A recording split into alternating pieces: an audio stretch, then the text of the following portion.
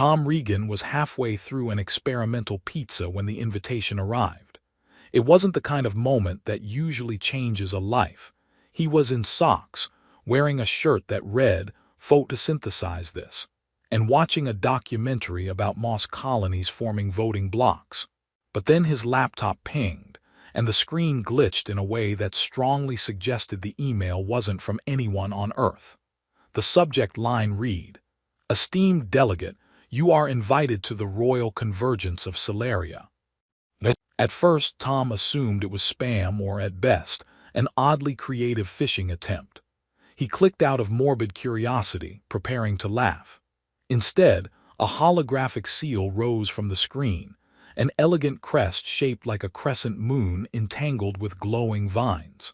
A voice, soft and accented like a sleep-deprived opera singer, intoned, "Your presence is honored, Earth emissary. Please confirm transport coordinates for event of highest ceremonial import." Tom stared, blinked, took another bite of pizza. The voice repeated the message, slightly louder, and this time added, "Transport window expires in 42 Earth Standard minutes." He looked around his apartment, which consisted mostly of half-filled mugs, overwatered ferns, and a calendar that still displayed February despite it being June. He was certain no one from Earth had asked him to represent them. Then again, Tom worked as a junior xenobotany analyst, meaning his job mostly involved cataloging weird alien plants from satellites. It wasn't impossible some intergalactic clerical error had made him the world's representative. He clicked, "Accept." 30 seconds later, a circular metallic disc, the size of a pizza stone, appeared under his chair and hummed ominously. Before he could regret his decision, the air around him twisted into translucent ribbons of light, and he vanished from his apartment, leaving behind the smell of melted cheese and mild confusion. He reappeared aboard what could only be described as a flying architectural fever dream. The floor beneath his feet shimmered with moving constellations, and translucent walls revealed sweeping views of nebulae and drifting starlight like a cosmic screensaver. Music played from somewhere. It sounded like wind chimes fighting with bagpipes, but rhythmically. A Solarian greeter with chartreuse skin and eyebrows that danced independently of her face approached him with a clipboard. "Delegate Tom Regan of Earth S. Cultural Curiosity Office, correct?" Tom, still blinking and mildly vibrating from the teleportation, nodded. "Yes, that, precisely. I am curious, culturally." The greeter smiled politely, but her eyebrows looked skeptical. "Your documentation will arrive shortly. Meanwhile, feel free to explore the pre-ceremonial deck. Formal wear is highly recommended but not mandatory for primitives. Pardon me, pre-intergalactic species."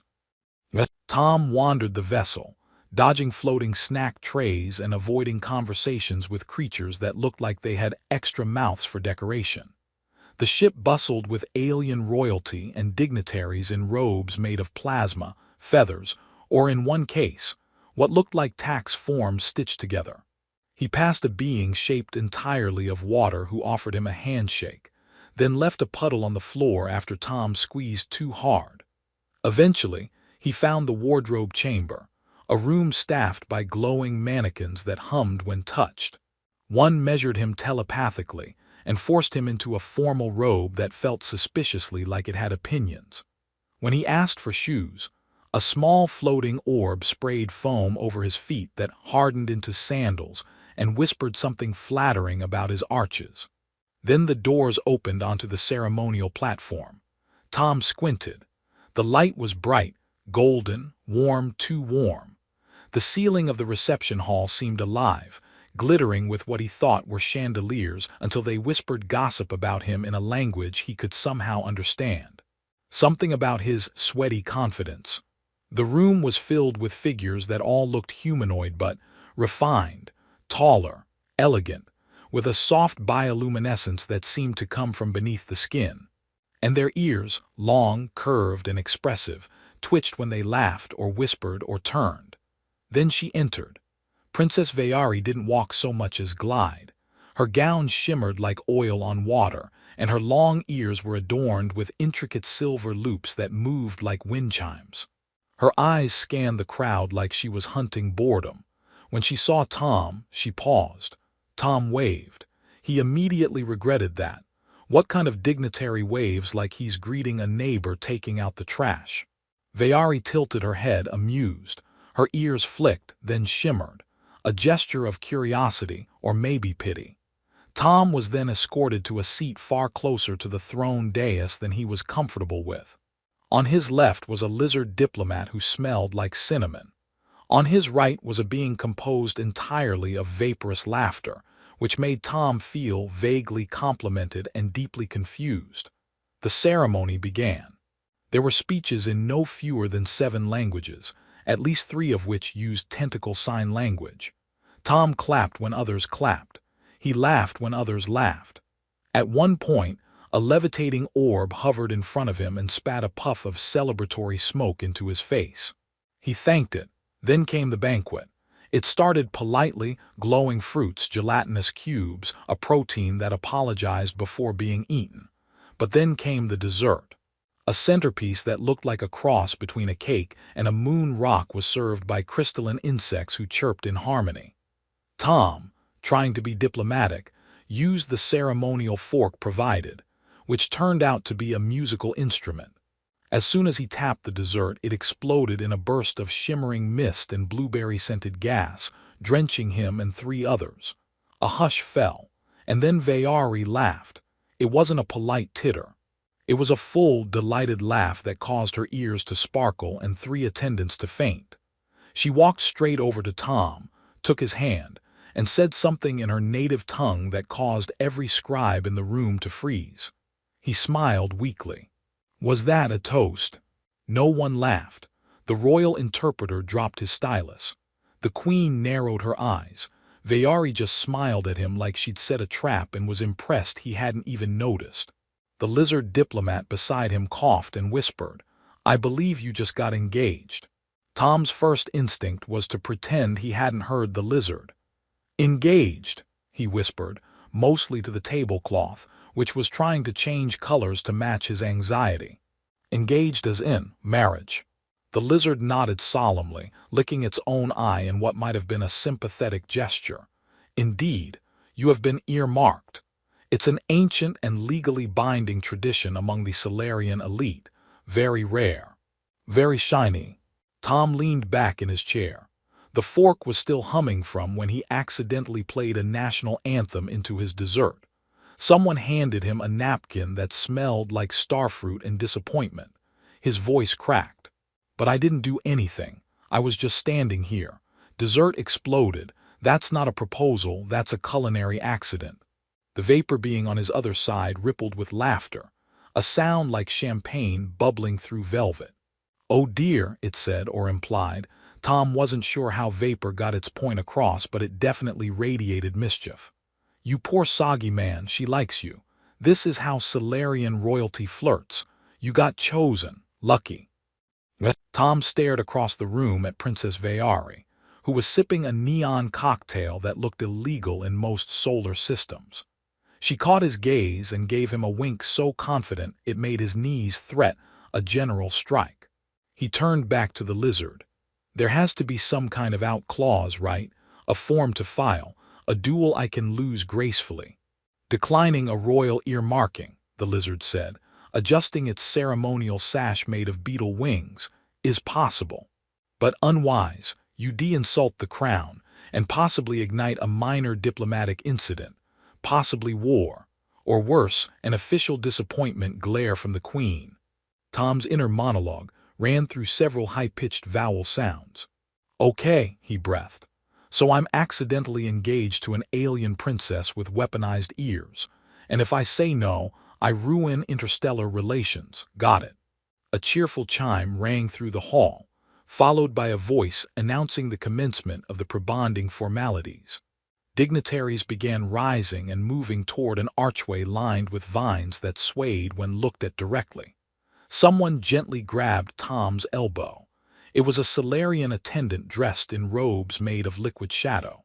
The princess awaits you in the ritual grove. Please don't resist. It won't help. The ritual grove, it turned out, was a floating garden inside a pocket dimension, tucked between real space and something that smelled like toasted cinnamon. Tom was escorted onto a gravity-neutral platform shaped like a lotus blossom, where Vayari stood surrounded by flora that blinked politely and whistled when bored. She turned and smiled, her ears flicking. "You came." Tom stepped cautiously onto the platform. "I was told resisting wouldn't help."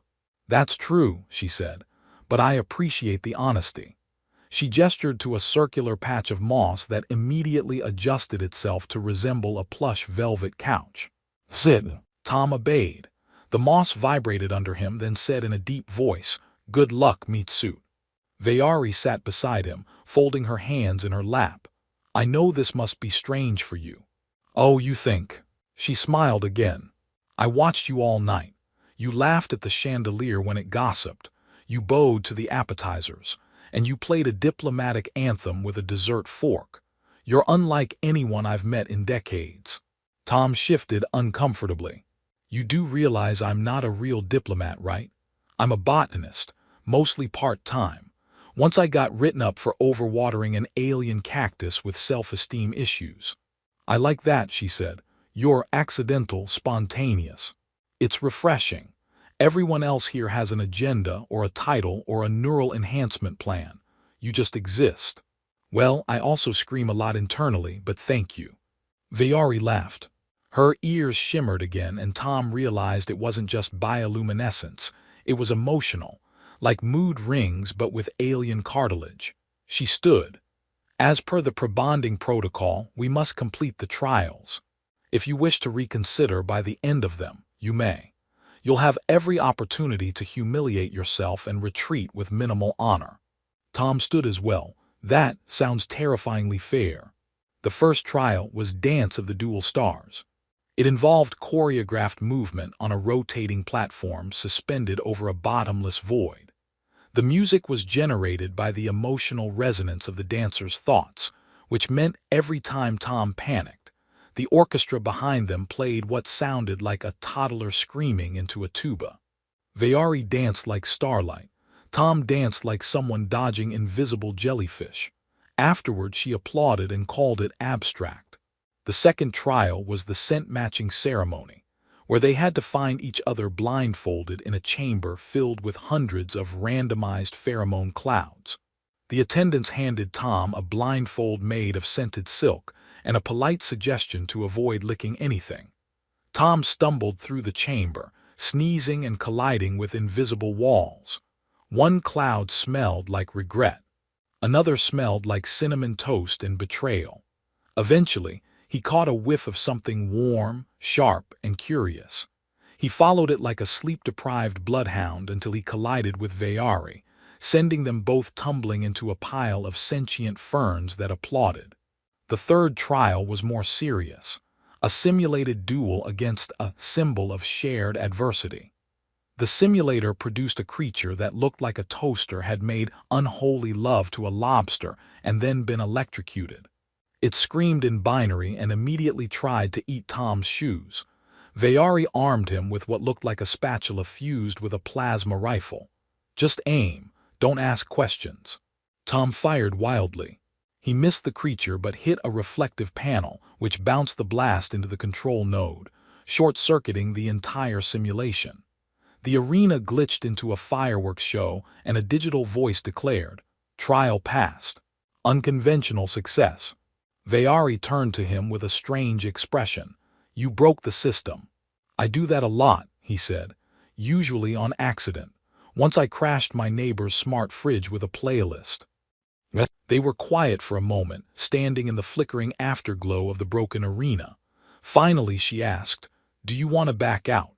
Tom looked at her, at the faint smirk, the unreadable eyes, the shimmering ears. He thought about his apartment filled with neglected houseplants, and a life mostly revolving around edible experiments and spreadsheet errors. "I mean," he said, "do I get a snack break first?" She nodded solemnly, as is tradition. They walked off together, past the glitching arena, into the waiting scent of warm sugar and something beginning to feel suspiciously like destiny. Tom was awakened the next morning by a robe, not wearing one, being woken up by one. Specifically, it poked him in the forehead with one of its tassels and said, in a voice reminiscent of a judgmental librarian, "You have a royal schedule.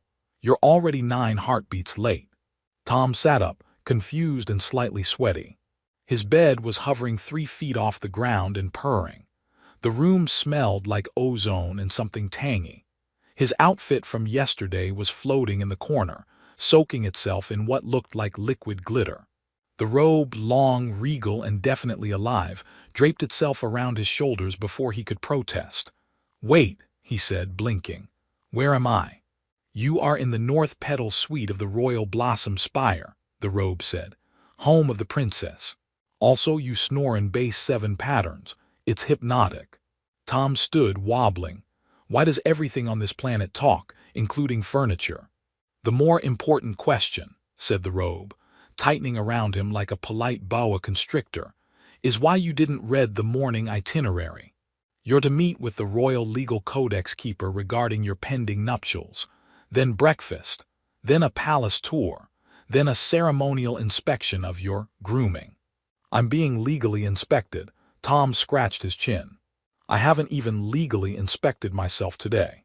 As if summoned, a spherical drone with an array of grooming tools floated into the room and began humming ominously. It spritzed Tom with something lemony, shaved nothing but still looked disappointed, and circled his head while mumbling diagnostics. Then it beeped in approval and played a celebratory jingle that sounded like a ukulele with jet lag. 15 minutes later, Tom was led through a corridor shaped like a helix made of light. The palace bustled with floating dignitaries, translucent guards in armor made from compressed symphonies, and vending machines that offered existential advice alongside snacks. Tom passed a mirror that didn't reflect him but instead showed 3 versions of himself, one smiling, one running, and one sobbing into a bowl of cereal. "That one's uncomfortably accurate," he muttered. The robe made a sound that might have been a chuckle. "You are processing well for someone thrust into galactic prominence via dessert explosion." They arrived in a chamber lined with floating scrolls and holographic ink. At the center sat a being made entirely of eyes. Dozens of them, blinking and swiveling on stalks, each wearing tiny glasses. It introduced itself as Macravel, the Codex Keeper, and immediately launched into a rapid-fire briefing. According to Solarian Code 16b, subsection Glimmerdash, a royal earmarking, once spoken in the presence of a legal quorum and under the planetary moonlight, is deemed precontractually binding, pending formal trials and groom assessment, of which 3 of 3 have been completed. Unconventionally, Tom nodded as if any of that made sense. "You now have 24 standard Solarian time cycles to either commit to the bonding ceremony," Macravel continued, "or respectfully withdraw and face mild to severe diplomatic fallout, including but not limited to interspecies shame tournaments, symbolic flag-biting, and an uncomfortable dinner with the Queen." Tom's hands rose instinctively. "Can I maybe postpone the ceremony, like a rain delay?" "Emotions do not qualify as weather," Macravel said, somehow insulted. "But you may request a clarity walk. It is traditional." A new voice called from behind, "But not mandatory." Vayari entered the chamber like she owned it, which, Tom was pretty sure, she technically did. Today she wore a suit of shimmering threads that shifted colors as she moved. Her ears were relaxed but a little too still. "Am I interrupting something bureaucratically thrilling?" she asked. "We're discussing my upcoming panic attack," Tom said. "Also marriage." Vayari dismissed the Codex Keeper with a glance, and Macravel vanished into a puff of paperwork. She turned to Tom. "I didn't mean to push you. It was funny at first, and you handled it better than I expected. But if you want out, you can say it. I won't vaporize you." Tom looked at her, studied the slight tension in her jaw, the almost hidden way her hands clenched.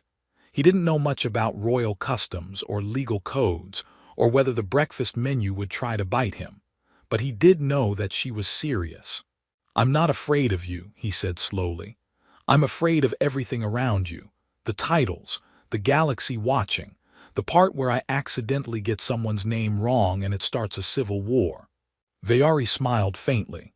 "That's why I like you. You're not trying to impress me, you're just surviving." "I'm extremely good at surviving."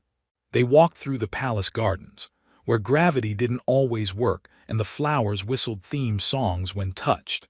They passed a pond that reflected only the things people wanted to see. Tom saw a small, peaceful apartment with an extremely large coffee mug and one sentient plant. They stopped at a bridge made of crystalline music which played notes as they stepped across. "Can I ask something?" Tom said. "Why me, really?"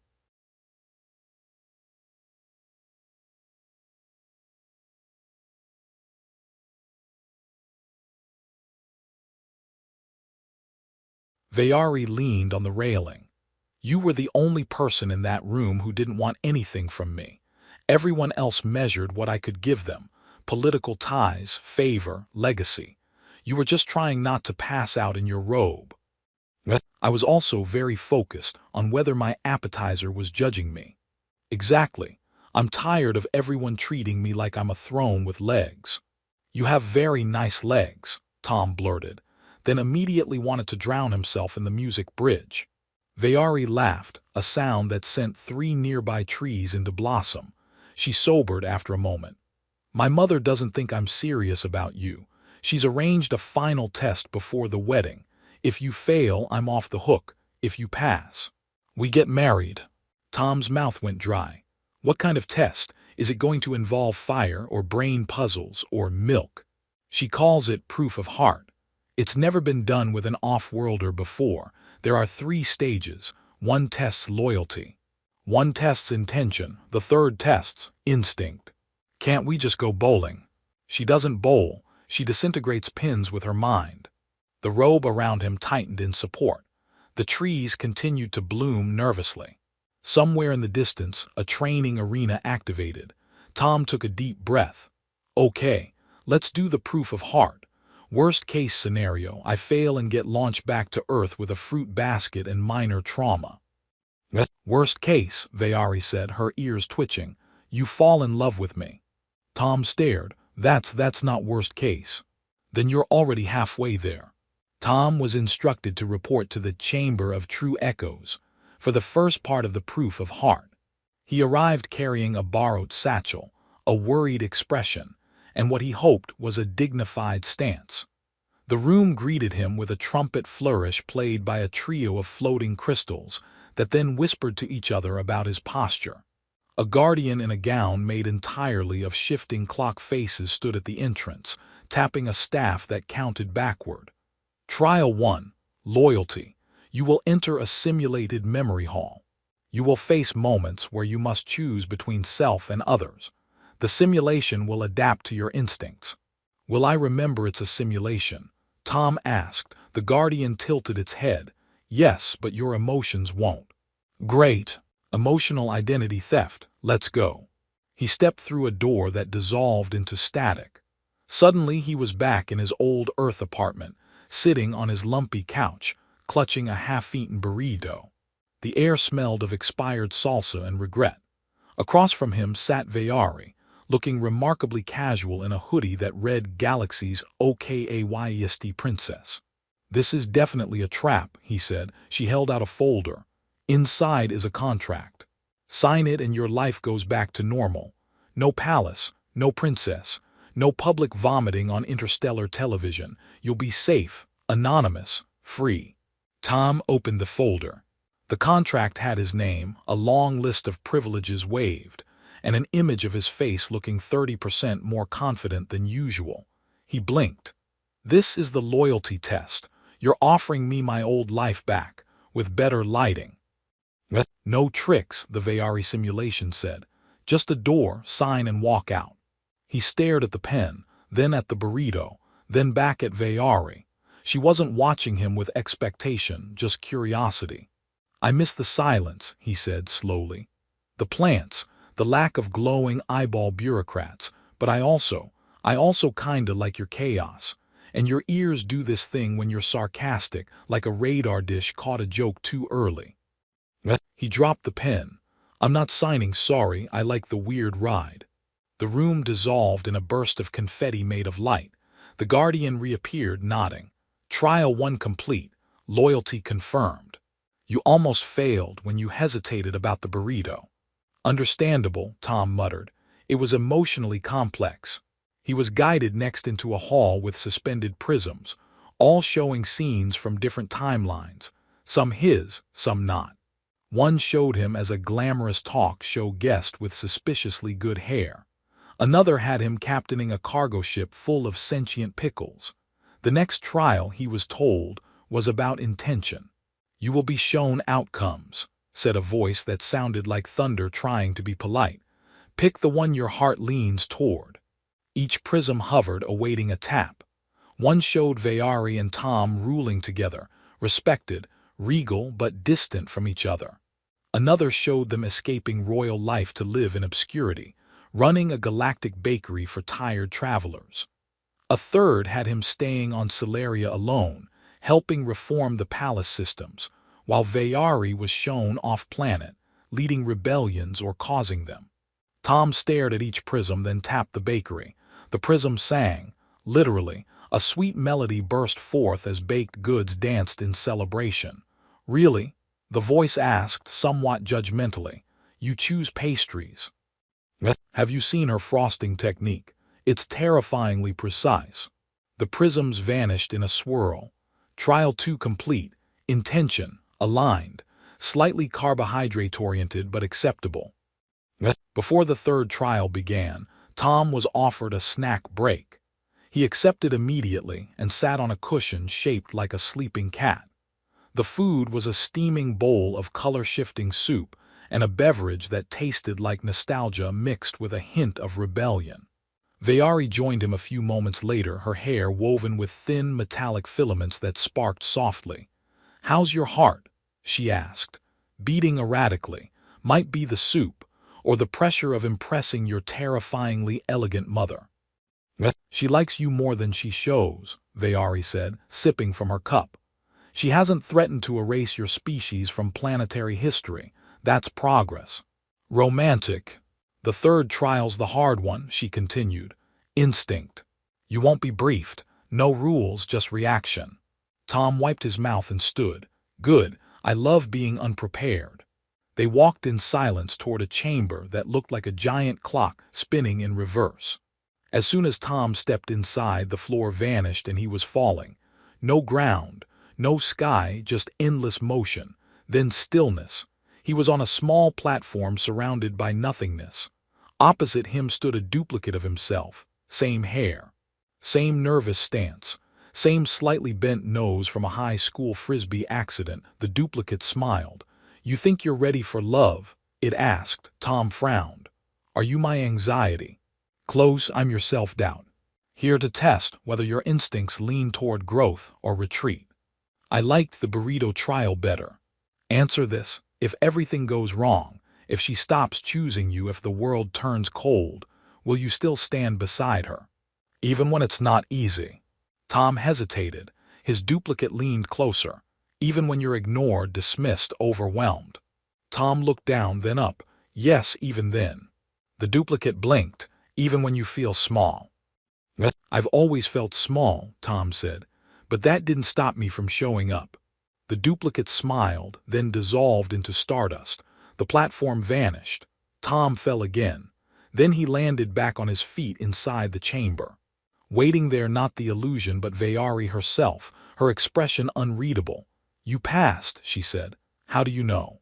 The final test sends a signal to my family crest, she said, tapping a glowing symbol on her collar. Also, you look like someone who just wrestled his own insecurities and stole their lunch money. Tom exhaled, shaky. I think I need to sit. She looped her arm through his. You'll want to stand. My mother is about to enter. A wall of silk parted, and in walked the queen, flanked by guards whose armor gently emitted lullaby music. The queen approached Tom and studied him. Then, with a single nod, she said, Acceptable. Tom nearly collapsed with relief. I've dreamed of hearing those exact words from a girlfriend's mother. She's not your girlfriend, the Queen replied. She's your soon-to-be wife, unless you perish from nerves. I'll try to survive, he said, voice cracking. The Queen turned to Veari. He has heart, humor, and absolutely no idea what's coming. Perfect, Veari said, just my type. Tom stood in front of a mirror that refused to reflect him properly. Instead of his image, it showed possible outcomes. One had him slipping on ceremonial robes and face-planting in front of 7 intergalactic dignitaries. Another featured him forgetting the princess's name and accidentally marrying her cousin, who was made of bees. The third was just him screaming into a muffin. A floating orb buzzed beside him and gently nudged his elbow. You're due on the royal terrace in 9 minutes. Would you like a final affirmation, a sedative vapor, or a statistically accurate wedding rehearsal simulation? I'd like a donut and a chance to hide inside a couch. The orb beeped sympathetically. We're out of donuts, but you've been cleared for light whimpering. He sighed, turned, and was met by Chib, the sarcastic translation drone assigned to him since day 2. Chib looked the same as always, vaguely judgmental, unnecessarily aerodynamic, and covered in scratch marks from Tom's attempts to turn it off during sleep hours. Ready to disappoint the entire galaxy in formal wear? Chib asked. Not until I've spilled at least 1 cup of punch on royalty. That's the spirit. Tom followed the hovering attendants through the palace. Guests lined the walls, royal houses, species from spiral arms and asteroid colonies, beings with too many legs and not enough patience. A chorus of aquatic creatures performed an overture using vibrating water. Somewhere in the crowd, he spotted the Codex Keeper enthusiastically blinking in approval. The Queen sat on her floating throne, expression unreadable, possibly due to ceremonial face mist. Then came the sound that now reliably made Tom's knees turn to pudding, Veari's entrance. She walked beneath an arch of anti-gravity petals, wearing a gown composed of refracted starlight, each movement rippling through space itself. Her long ears were braided with living threads that pulsed gently to her heartbeat. When she smiled at Tom, the chandelier above them briefly shed joyful sparks and fainted. "You made it," she whispered. "I'm wearing a robe that adjusts itself whenever I think about sandwiches," Tom replied. "But yes, I made it." The officiant was a triple-headed oracle with a voice like wind through stone and a tendency to forget which timeline they were in. One head began the ceremony. The second interrupted with a correction from the future. The third apologized and offered a snack. Eventually, they reached the vow segment. Veari spoke first. "I chose you because you were unafraid to be confused, because you asked questions that no one else thought to ask. And because, even when everything was absurd, you looked for meaning. And the nearest exit, I admire both." Tom cleared his throat. "I came here for free food. I stayed because somehow you saw something in me worth keeping. You challenged my comfort zone, then kicked it into a wormhole. And I guess, I love that I love you." Someone in the crowd wept, possibly the Queen. Possibly the diplomatic onion delegation. The officiant declared the bond sealed. A beam of golden light wrapped around them both, translating emotion into energy, tethering thought and instinct. The crowd erupted in respectful applause and 2 minor explosions of celebratory gas. Confetti cannons launched particles shaped like Veari's ears, which Tom caught and promptly sneezed into. The reception took place in the 0G ballroom, which Tom immediately regretted entering with a full stomach. Floating tables spun gently. A band made of crystalline beings played music so beautiful it caused plants to bloom spontaneously. Chib hovered nearby, delivering translation and insults in equal measure. Veari led him in a dance that involved more floating than stepping. He bumped into a minister from Gloreth and apologized in 4 languages. The minister congratulated him by offering a ceremonial rock, which Tom pretended to understand. Later, during the royal toast, the Queen stood, lifted her cup and said, He's odd. He's unpredictable. He cannot navigate a hallway without assistance. But he's loyal. And somehow my daughter's eyes smile more when he's near. I approve." Tom blinked. Was that sincere? From her, that's basically poetry. After the guests had departed, the stars outside the palace glittered across the night sky. Tom and Vayari sat on the balcony, exhausted but content. "You did it," she said. "No planetary incidents, no collapses, no dual challenges from insulted suitors." "There's still time," Tom said. "I saw the gift list. Someone gave us a plasma swan. That's a safety hazard." She leaned into him. "You've changed. I feel taller. Not physically, just more you." He considered this. "I think it's because, for once, I wasn't trying to impress anyone, just survive. And it turns out that being yourself works better than pretending to be a galactic smoothie."